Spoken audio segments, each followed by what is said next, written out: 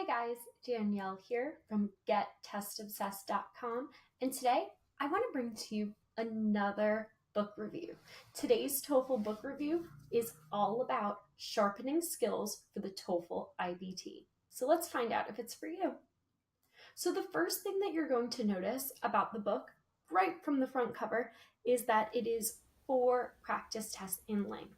In my previous video where I discussed the criteria for deciding if a TOEFL prep book is right for you, I talk about how the number of full-length practice tests is a really important factor. And that's true here too. Now, having 4 full-length practice tests is great, but it's also very honest as to what the book is and what it isn't. In terms of this book, you have a few pages, and I'm talking a few pages at the beginning where they give you a brief overview of what all of the sections look like and what type of questions to expect. However, you're not going to find detailed test prep advice in this particular book. If you are looking for a lot of suggestions and tips for how to deal with the reading section or the integrated essay, this test book is not for you. If all you need is a brief refresher, then this book could be useful. The beginning of it, however, I think could be even more specific.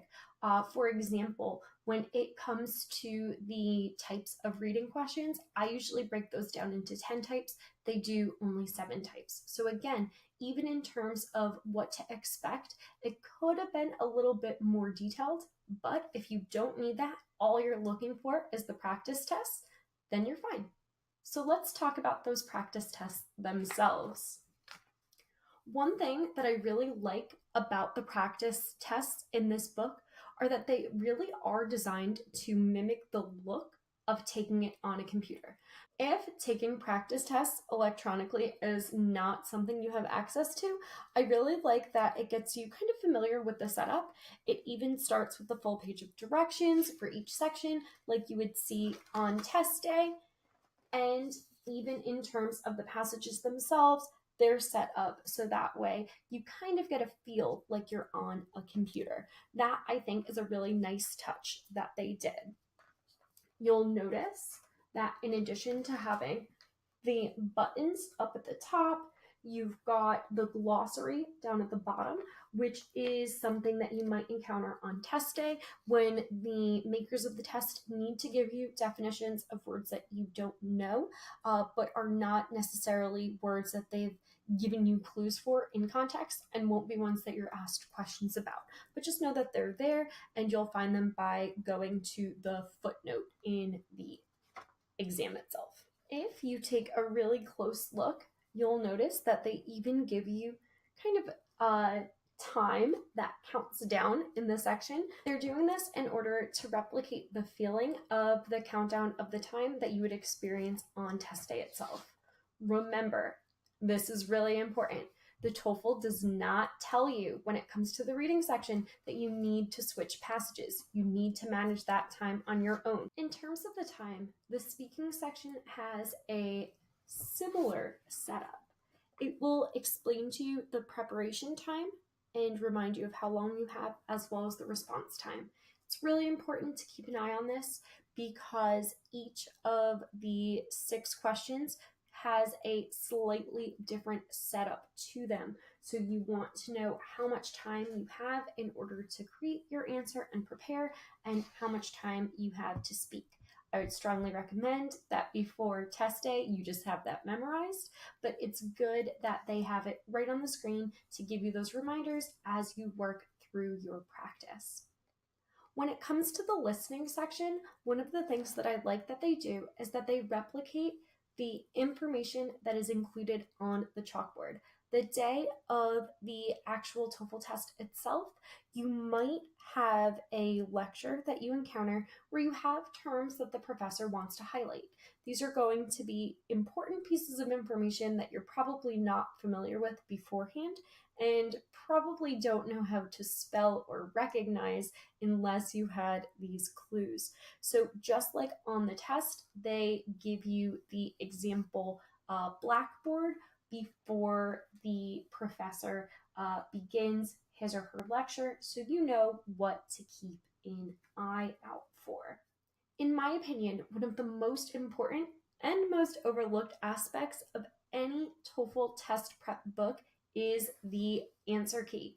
Now, you're probably not thinking about answer keys when you are looking through a book description or book listing on Amazon, but these are incredibly important. In fact, it could be make or break criteria for you. I prefer answer keys that give explanations for the correct answer choices. This is really, really important if you are studying independently. This particular test prep book does not do that. For the reading and the listening section, it just gives you the number and the correct answer choice without any explanation. If you're working to prepare for the test with a tutor or a study buddy, you'll probably be fine. But odds are that if you didn't know the answer, just by looking at the answer key, you won't be able to figure it out on your own. One thing that I do like about the answer key at the back of this particular book is that it gives you 2 different sample answers for the independent essay questions. So I like looking at sample answers for the writing topics because it lets you kind of pick and choose what feels most comfortable to you, so that way you can replicate that in terms of sentence structure, vocabulary, things of that nature. So I really like that for each of the independent essays, they give you 2. That being said, when it comes to the integrated samples, not all are created equal.